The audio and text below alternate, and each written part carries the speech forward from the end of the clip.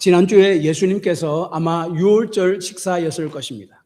그때 식사를 제자들과 함께 하실 때에 갑자기 제자들의 발을 씻기는 사건에 대해서 말씀드렸습니다.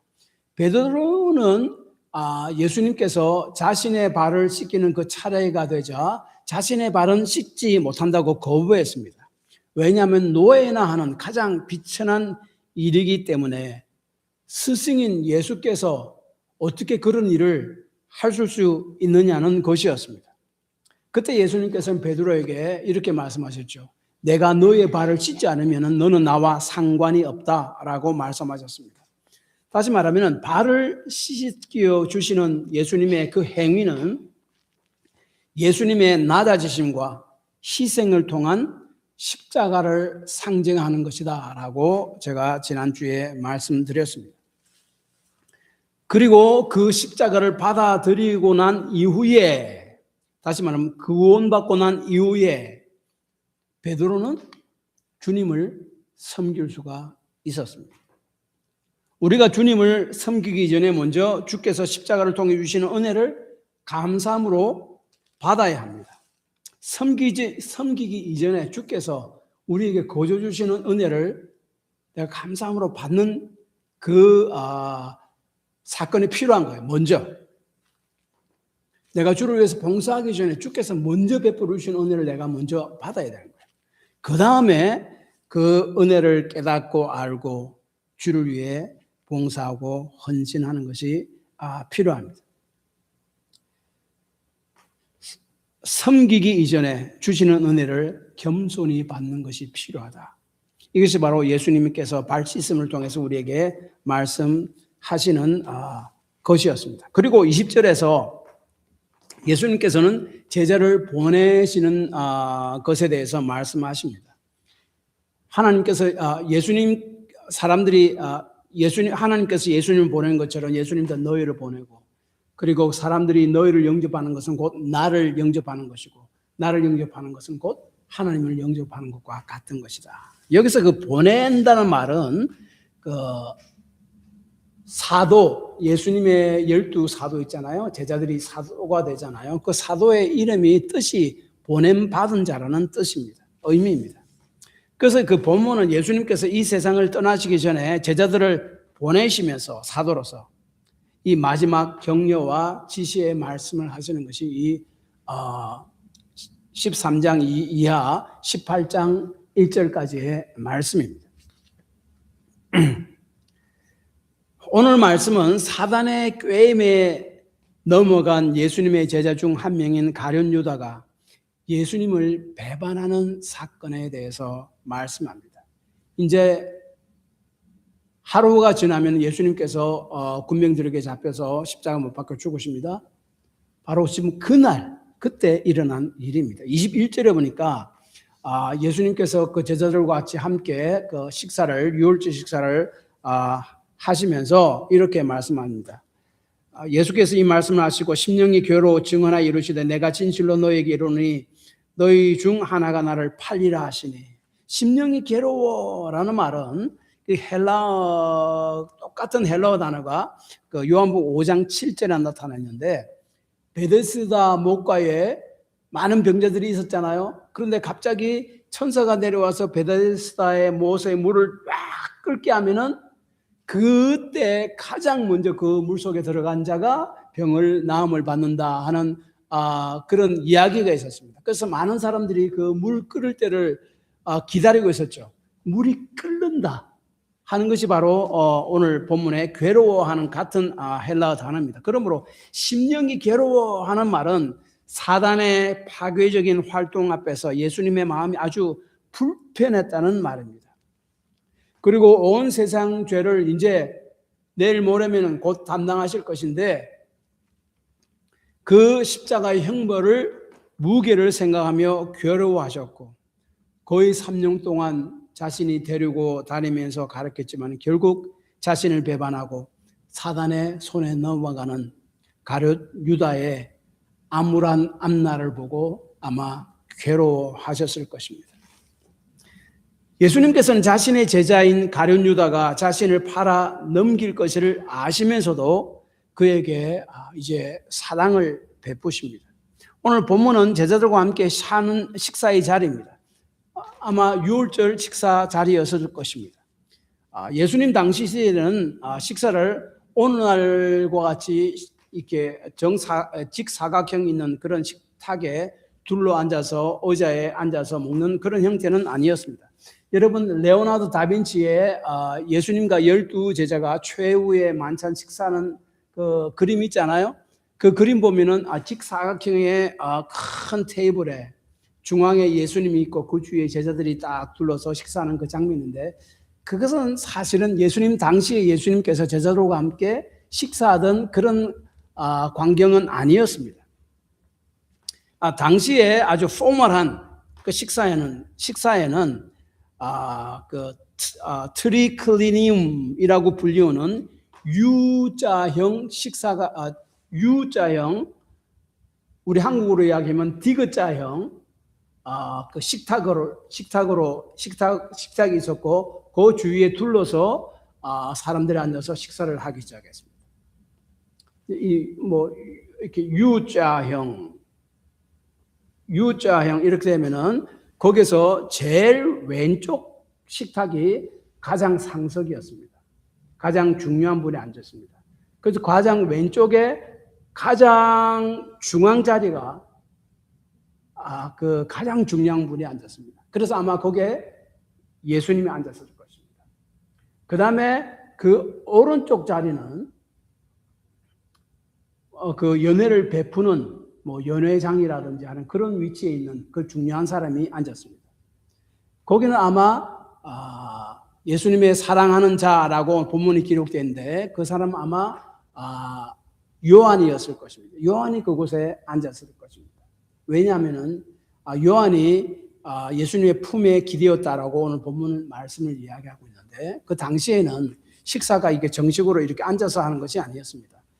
U자형, 그러니까 디귿자형 식탁, 아주 낮은 식탁이었습니다. 그 주위로 낮은 소파가 쫙 깔려 있었고 거기에 비스듬히 옆으로 기대어서 식사를 했었습니다. 그래서 왼팔을 이렇게 공구고 오른손으로 식사를 하는데, 그 당시에는 이렇게 포크가 없었답니다. 포크는 없고 칼만 있었고 칼로 무엇을 베어서 오른손으로 이렇게 베어서 먹었습니다. 그래서 예수님은 U자형이면은 제일 왼쪽 식탁의 제일 중앙에 있었고 그 오른쪽에는 아마 요한이 있었을 것입니다. 왜냐하면은 요한이 예수님 품에 기댔다고라고 이야기하니까 예수님의 품에 기댈 수 있는 자리가 바로 그곳이기 때문에 그렇습니다. 그 다음에 그 오른쪽 예수님 바로 왼쪽에는 가룟 유다가 앉아 있었을 것입니다. 왜냐하면 나중에 보면은 예수님께서 떡을 포도주에 찍어서 가룟 유다에게 줍니다. 멀리 있으면 그렇게 줄 수가 없어요. U자형. 그 다음에 나중에 베드로는 U자형 여기서 예수님, 요한, 가룟 유다가 있고 그 맞은편 그 끝자리에 베드로가 아마 있었을 것입니다. 왜냐하면 베드로가 나중에 예수님께서 나와 함께 먹는 자가 나를 팔리라고 말씀하실 때에 베드로가 요한에게 머리짓으로 그 누군가 한번 물어봐라고 머리짓으로 이렇게 하잖아요. 그러니까 그 볼 수 있는 것이 바로 맞은편이기 때문에 그렇습니다. 그리고 그 당시는 그 아주 그 사회적 지위에 따라서 상석과 그 U자형의 맨 왼쪽이 가장 상석이고 그 지위가 조금 낮을수록 점점 시계 방향으로 이렇게 내려갑니다. 다시 말하면 가룟 유다도 아주 상석에 앉았습니다.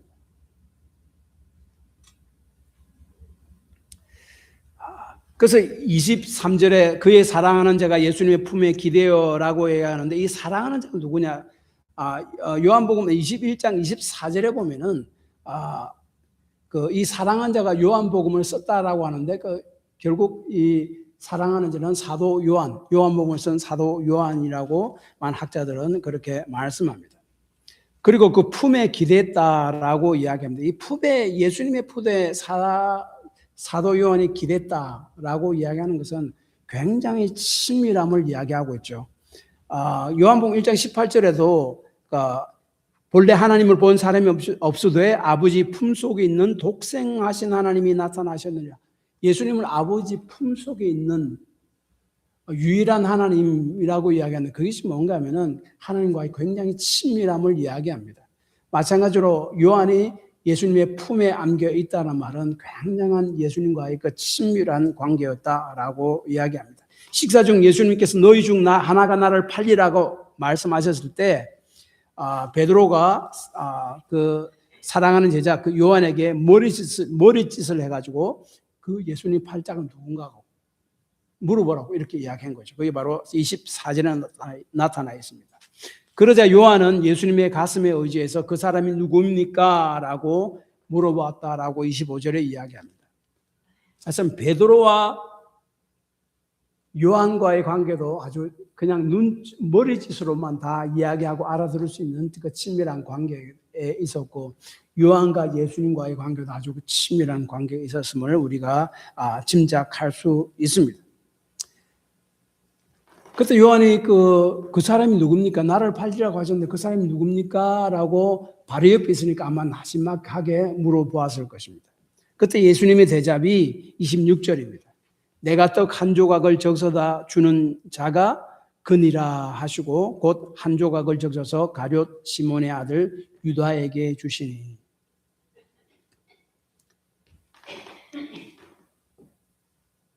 예수님 바로 옆에 요한이 있었고 요한이 예수님에게 그 사람 나를 팔리라고 하는데 그 사람이 누굽니까? 라고 나지막하게 물어봤고 예수님은 요한에게도 나지막하게 이야기했을 것입니다. 그래서 그 주위에 이렇게 딱 둘러있던 그 다른 제자들은 그것을 다 듣지는 못했고 바로 이해하지는 못했을 것입니다. 예수님께서 그리고 나서 이 떡인데 빵이죠. 빵을 포도주에 적셔서 한 조각을 가룟 유다에게 주셨을 때 사단이 유다 속에 들어갔다라고 29절에 이야기합니다. 그리고 예수님은 유다를 향해서 내가 하는 일은 속히 하라라고 말씀했습니다. 그렇지만 그 주위에 있던 제자들은 그 의미가 무엇인지 설마 제자 중 한 명이 예수님 팔 건가? 그것은 상상도 못했을 것입니다. 이제 가룟 유다는 밖으로 나가서 대제사장에 가서 예수님이 있는 곳을 알려주므로 당시 노예 한 사람의 값인 은 30세겔에 예수님을 팔아넘깁니다. 노예와 똑같이 생각했다는 말이죠. 그리고 그날 저녁 예수님께서 겟세마네 동산에 기도하러 가시고 내려오시면서 유다가 함께 데려온 군병들에게 예수님은 잡힙니다. 그리고 그 다음날 예수님께서 십자가에 못 박히십니다. 그런데 그것을 제자들은 알지 못했습니다. 그러나 예수님은 그 모든 상황들을 앞으로 일어날 일들을 다 예상하고 알고 계셨습니다. 다시 말해 모든 상황을 예수님의 컨트롤 안에 있었다는 말이에요. 그래서 예수님은 유다를 향해서 29절에 내가 하는 일을 속히 하라 라고 말씀하셨습니다. 당시 세계에서 누군가와 함께 식사를 한다는 것은요, 그 인정과 동등함을 나타냈습니다. 그래서 예수님께서 당시 그 죄인들과 함께 식사하는 그것을 바리새인들이 얼마나 비난했습니까? 왜 저 사람들은 죄인들을 영접하고 그들을 자기와 동등한 사람으로 인정해주고 대우해주고 그렇게 하느냐고 엄청나게 비난했습니다. 예수님은 그 12제자들 그리고 자기를 팔 가룟 유다와 함께 식사를 했습니다. 그리고 유다는 예수님의 추측한 건데 예수님의 왼편에 앉아 있을 것으로 추측되므로 상당한 상석에 지금 앉아 있었습니다. 자신을 배반하려는 유다에게 준 그 자리의 배치가 그 상석이라는 말이죠. 그래서 예수님께서는 유다를 끝까지 사랑과 호의를 베풀며 다시 돌아올 기회를 주시고 계셨다는 것을 의미합니다. 그리고 가룟 유다에게 그 떡을 빵을 포도주 적셔서 줌으로써 내가 하는 일을 속히 하라라고 이야기하는 것도 예수님께서 하나의 그 경고의 말씀을 주시고 그 사단의 꾀임에서 돌이켜서 다시 돌아오라는 하나의 그 사인으로 우리가 보아야 합니다. 그럼에도 불구하고 가룟 유다는 불신, 그리스도와의 친밀한 교제에서 벗어나 사단의 하수인이 되는 모습을 보여줍니다. 그래서 27절에 조각을 받은 후 사단이 그 속에 들어간지라라고 이야기합니다. 여기서 사단이라는 단어가 요한복음에서 처음 등장합니다. 2절에서는 13장 2절에는 마귀라는 단어가 등장하는데 마귀와 사탄은 같은 말입니다. 왜냐하면 요한계시록 12장 9절에 큰 용이 쫓기니 쫓기니 옛 뱀 곧 마귀라고 하고 사단이라고 하며 온 천하를 꿰는 자라고 이야기하는데 마귀와 사탄을 같은 인물로 성경은 묘사합니다. 그래서 같은 존재입니다. 다른 이름입니다. 사단은 히브리어로도 사탄입니다. 대적자, 반대자의 뜻을 가졌습니다. 마귀는 헬라어로 디아블로스로 거짓말하고 남을 비난하고 참소한다는 그런 의미가 들어 있습니다. 사단의 대표적인 활동이죠. 그래서 빵 조각을 받은 즉시 사단이 가룟 유다 속으로 들어갔습니다. 이 본문을 보면은 27절에 곧이라고 이야기하는 그 곧이라는 말이 번역된 헬라어 단어가 어떤 의미인가 하면 바로 그 순간이라는 말입니다. 유다가 빵을 받아든 바로 그 순간에 사단이 유다 속으로 들어갔고 유다는 빵 조각을 받아든 채 밖으로 나갔습니다. 그런데 밖으로 나갔지만 다른 제자들은 유다가 왜 밖으로 나갔는지 아무도 이해하지 못했습니다. 그런데 유다는 그 밖으로 나간 다음에 어디로 갔는가 하면은 대제사장들한테 갑니다. 가서 예수님이 어디에 있는지 위치를 나중에 알려줍니다.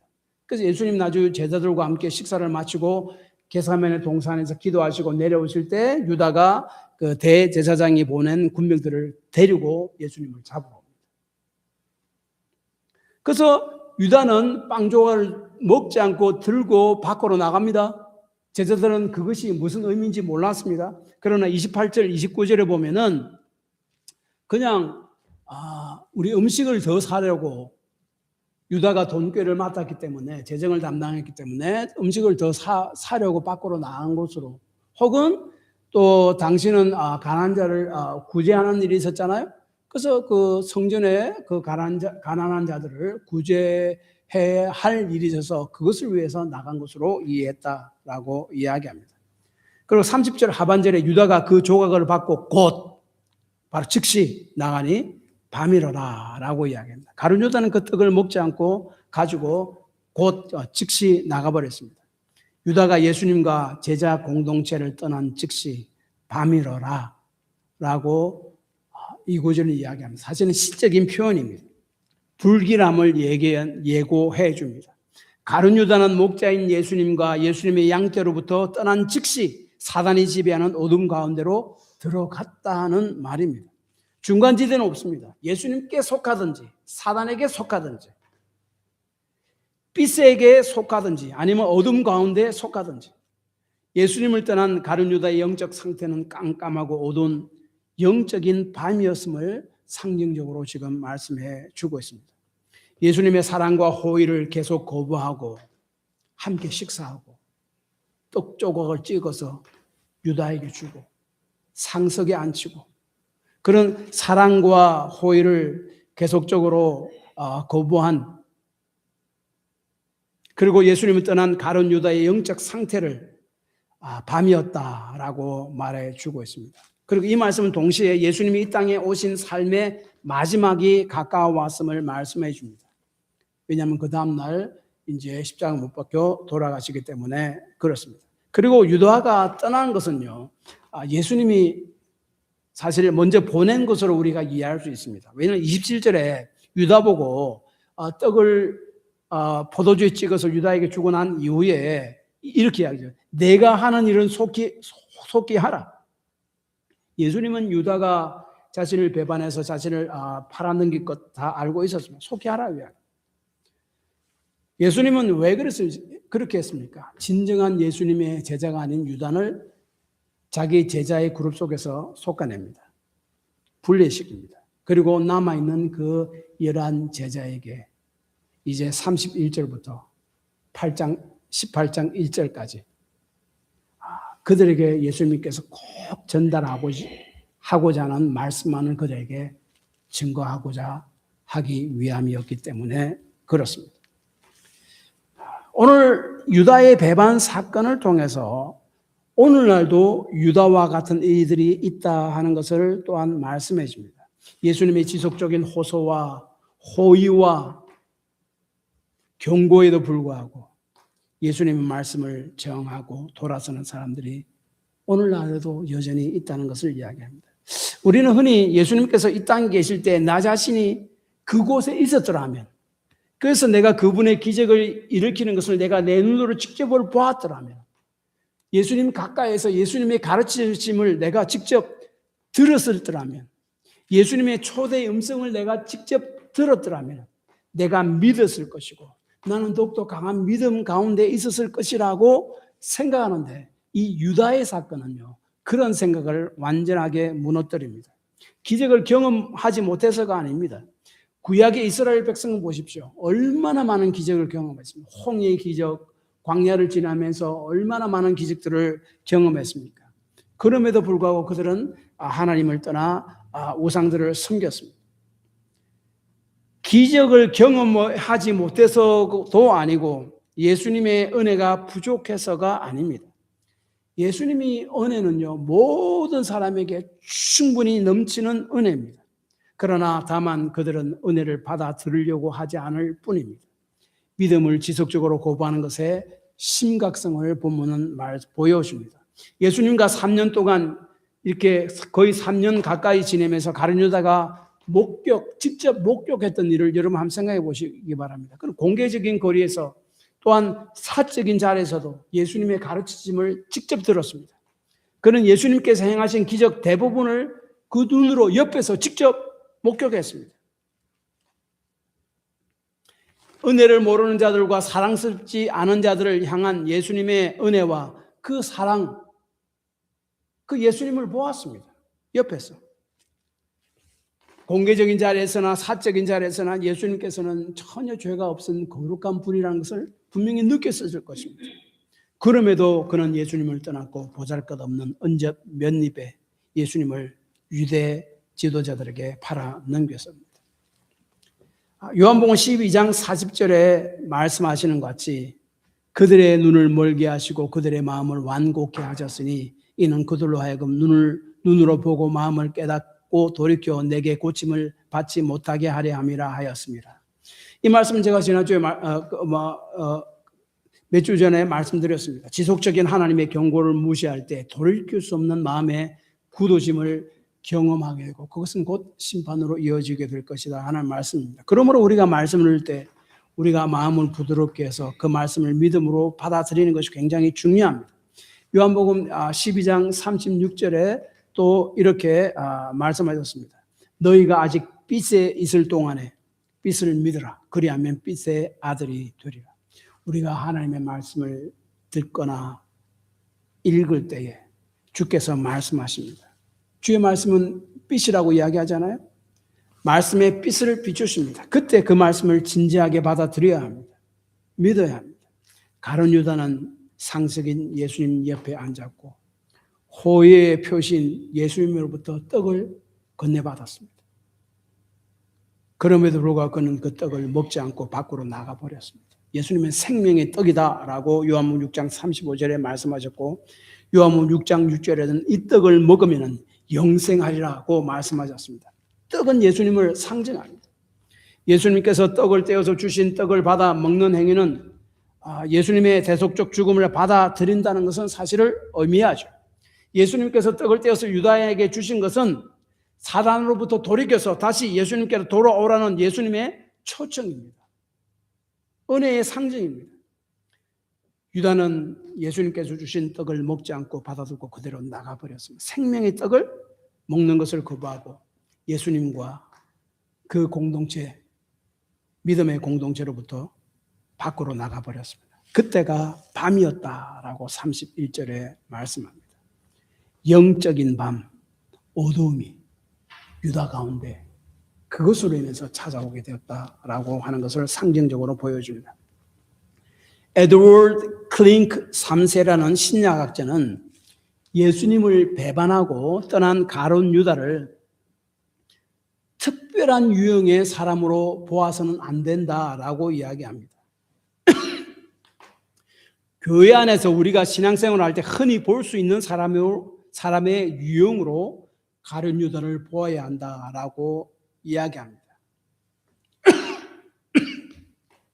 왜냐하면 복음은 기쁜 소식이지만은 누구에게나 쉽게 받아들일 수 있는 것이 아니기 때문에 그렇습니다. 성경은 십자가 메시지는 많은 사람들에게 걸림돌이 되고 어리석은 것으로 보인다라고 고린도서 1장 23절에 말씀합니다. 그러므로 가룟 유다의 배반 사건은 죄인이 구원받기 위해서는 훌륭한 삶을 살거나 훌륭한 스승 밑에서 배워야 하는 것만으로는 충분치 못한다 하는 것을 말씀합니다. 가룟 유다는 역사상 가장 훌륭한 스승을 곁에 두었지만 여전히 예수님에 대해서 알지 못했고 예수님을 거절하고 예수님의 은혜에서 떠난 사이였습니다. 성령께서 새 생명을 불어넣어 주시지 않는다면 죄인은 죄를 회개하고 예수 그리스도를 믿으며 삶을 변화시킬 능력이 스스로에게는 없습니다. 아버지께서 이끌어 주셔야만 합니다. 그래서 예수님께서는 요한복음 6장 44절에 이렇게 이야기하셨습니다. 나를 보내신 아버지께서 이끌지 아니하시면 아무도 내게 올 수 없으니 오는 그를 내가 마지막 날에 다시 살리리라. 아버지께서 이끌지 아니하시면, 아버지께서 은혜를 주시지 아니하시면 그는 하나님께로 돌아올 자 없고 예수님께로 올 자가 없다라고 말씀합니다. 유명한 그 어거스틴은 이 말씀을 이렇게 적용했습니다. 당신은 아직 이끌림을 받지 못했는가? 당신이 이끌림을 받도록 기도하라. 저는 하나 더 애도하고 싶습니다. 당신은 예수님의 은혜를 아직 알지 못하는가? 더 깊이 깨닫게 해달라고 기도하라. 우리에게 필요한 것입니다. 또한 오늘 말씀을 통해 이 땅의 교회 안에 믿는 사람과 믿지 않는 사람들이 함께 섞여 있다는 것을 이야기해 줍니다. 많은 사람들이, 어떤 사람들은 자신이 교회를 나가지 않는 이유가 교회 다니는 사람 보니까 참 외식적이고 이중적이고 자기보다 참 이렇게 훌륭하지 못한 그런 사람들이 많다는 거예요. 재작년 천국에 가신 그 박영은 할머니도 80 되어서 처음 교회에 나왔잖아요. 그것이 우리 교회에 처음 나왔잖아요. 나왔을 때 제가 할머니한테 물어봤습니다. 할머니, 이전에 교회 한번 나간 적이 있습니까? 저는 당연히 있는 줄 알고 그렇게 물어봤는데 그 할머니는 한 번도 없대요. 한국에서도 없었습니까? 없었대요. 왜 그렇습니까? 제가 교회 다니는 사람 보니까 하는 행동이 자기가 보기에는 참 안 좋은 행동을 많이 하고 악한 사람들이 많다는 거예요. 그래서 안 간대요. 그런 사람들이 의외로 많이 있습니다. 그러나 교회가 순수한 하나님의 부르심을 받은 자들로만 구성되어 있는 것은 아닙니다. 이 땅에 남아있는 교회 안에는 여전히 진정한 제자들과 가룟 유다와 같은 인물들이 뒤섞여 있습니다. 마태복음 13장 25절에 30절을 보면은 밭에 가라지들도 함께 자란다라고 이야기합니다. 그것은 사단이 와서 뿌린 것이다라고 예수님께서 말씀합니다. 종들이 그 가라지가 함께 자라는 그 밭을 보고 가라지를 뽑을까요? 라고 물어보자 주인은 이렇게 대답합니다. 주인은 이르되 가만두어라. 가라지를 뽑다가 곡식까지 뽑을까 염려하노라. 둘 다 추수 때까지 함께 자라게 두라. 추수 때에 내가 추수꾼들에게 말하기를 가라지는 먼저 거두어 불사르게 단으로 묶고 곡식은 모아 내 곡간에 넣으리라 하리라. 예, 오직 예수 그리스도께서 마지막 날에 진정한 믿는 자와 가라지를, 알곡과 가라지를 구분하실 수 있습니다. 그 마지막 심판 때까지는요, 교회는 본질적으로 온전하고 거룩한 완전한 공동체가 아닙니다. 거룩하면서도 속된 자들, 그리스도의 종들과 사단의 종들이 예수님의 제자들과 가룟 유다다 모두 다 섞여 있습니다. 그래서 이러한 섞임을 보고 그것이 우리를 놀라게 하거나 우리를 믿음에서 넘어지게 만들어서는 안 된다 하는 것이 오늘 본문을 통해서 우리에게 말씀합니다. 그래서 예수님께서는 유다의 배신으로 인해 제자들의 믿음이 흔들리지 않도록 미리 경고하신 것이 사실은 19절에 있습니다. 지금부터 일이 일어나기 전에 미리 너희에게 일러두면 일이 일어날 때에 내가 그인 줄 너희가 믿게 하려 함이라. 신앙을 떠나는 사람들에게 시선을 두지 말고 오직 예수님께 초점을 맞춰야 한다는 말입니다. 예수님의 제자 공동체의 재정을 담당하는 중요한 인물이었던 가룟 유다의 배신과 떠남이 예수님께서 우리를 구원을 하시려는 그 계획에 아무런 방해를 주지 못했습니다. 오히려 그 악한 계획을 우리 주님께서는 역이용하셔서 우리의 모든 죄를 지고 십자가에 대신 하나님의 심판을 받음으로 우리를 구원하시고자 하는 구원의 일을 이루셨습니다. 유다의 배신과 사단의 역사, 이 모든 것은 이미 하나님이 정해오신 계획 안에 있었고 하나님은 다 아셨습니다. 그래서 예수님께서는 유다에게 27절에 내가 하는 일을 속히 하라 라고 말씀하셨습니다. 그러므로 유다 심지어 사단까지도 하나님께서는 하나님의 컨트롤 안에 있었습니다. 사단의 계계와 유다의 배신에도 불구하고 예수님께서는 이 땅에 오신 목적인 우리를 구원하시는 그 일을 한치의 오차 없이 다 이루시고 계셨습니다. 오히려 그 악한 괴계를 이용해서 우리를 구원하시는 일로 사용하셨습니다. 그렇다면 오늘날도 예수를 따르는 우리의 삶에도 사단의 방해가 있을 수도 있고 사랑하던 제자 중 한 명인 유다의 배신과 같은 일을 통해 마음이 아픈 일들이 일어날 수도 있습니다. 교회 안에 위선자들도 볼 수 있고 그것 때문에 우리의 믿음이 흔들릴 수도 있습니다. 그러나 우리 주님께서는 이 모든 상황을 여전히 컨트롤하고 계시며 우리가 계속적으로 믿음 가운데 굳게 서 있다면 우리 주님은 이 모든 일을 사용하셔서 우리 구원의 삶을 살아가는데 유익하게 사용할 것이다 하는 것을 믿어야 합니다. 그러므로 실망하지 말고 낙심하지 않고 오히려 그러한 어둠과 혼란 속에서도 믿음으로 굳게 일어서서 하나님을 찬양해야 할 것입니다. 다윗과 같이 말입니다. 시편 13편 4절에서 9절을 보면 다윗은 어려움과 혼란의 상황 가운데서라도 주의 일하심과 구원을 바라보면서 주님을 찬양합니다. 두렵건대 나의 원수가 이르기를 내가 그를 이겼다 할까 하며 내가 흔들릴 때에 나의 대적이 기뻐할까 하나이다. 다윗은 그런 대적의 이런 극심한 공격 가운데 있었습니다. 자기 믿음도 거의 흔들릴 지경에 있었습니다. 그러나 이렇게 이야기합니다.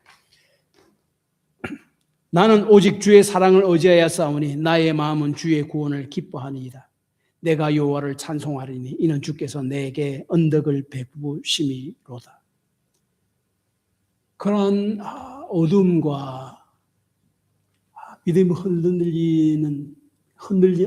믿음을 흔들려고 하는 그런 상황 가운데서라도 다윗은 우리 주님에 대한 믿음을 잃지 않습니다. 주께서 이것을 바로 잡으실 것이라는 분명한 믿음 가운데서 오히려 주님을 찬양합니다. 우리도 이 다윗의 믿음과 찬양을 본받아야 할 것입니다. 결론적으로 이것입니다.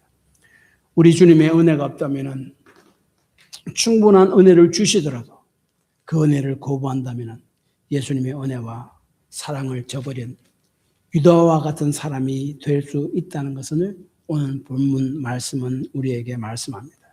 어떠한 환경과 상황 가운데서라도 그래서 하나님의 능력으로 보호하심을 받아 그리스도의 친밀한 교제를 나누며 그리스도 안에서 계속적으로 우리가 머물러 있는 삶을 살게 해달라고 기도해야 됩니다.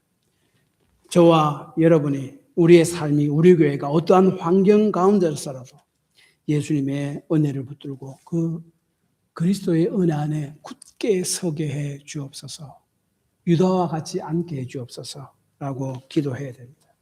또한 교회 안에 가룟 유다와 같은 이들을 보고 우리 주위에 그런 같은 이들을 우리가 보고 또 그들 때문에 우리의 믿음이 흔들릴 수도 있습니다. 그러나 우리 주님께서는 여전히 모든 상황을 컨트롤하고 계시며 우리 주님은 이 모든 일을 사용하셔서 우리 구원의 삶에 유익하도록 사용하실 것임을 믿어야 합니다. 그러므로 시편 13편의 다윗과 같이 어떤 상황에서도 흔들리지 말고 주께서는 우리의 환경을 컨트롤하시고 우리 이 모든 것은 우리 구원에 유익하게 만들어 주실 것이라는 주님에 대한 믿음을 가지고 주님을 찬양하는 삶을 살아가야 할 것입니다. 이것이 바로 오늘 유다의 배신 사건을 통해서 우리가 주님으로부터 배워야 할 교훈입니다. 기도합시다. 예, 오늘 본문 말씀은 가룟 유다는 누구도 그렇게 될 수 있습니다. 우리가 주님께서 주신 은혜를 계속적으로 거부한다면은 사단의 이용되는 도구가 될 수 있음을 우리가 기억해야 되고, 그러므로 우리가 주의 은혜를 헛되이 받지 않도록 하옵소서. 주의 은혜 가운데 주께서 은혜를 주실 때 그 은혜를 굳게 붙들고 굳게 서는 삶을 살게 하옵소서. 주께서 저에게 은혜 베풀어 주셔서 그 은혜를 깊이 깨달아 아는 제가 되게 하옵소서. 기도하시기 바랍니다.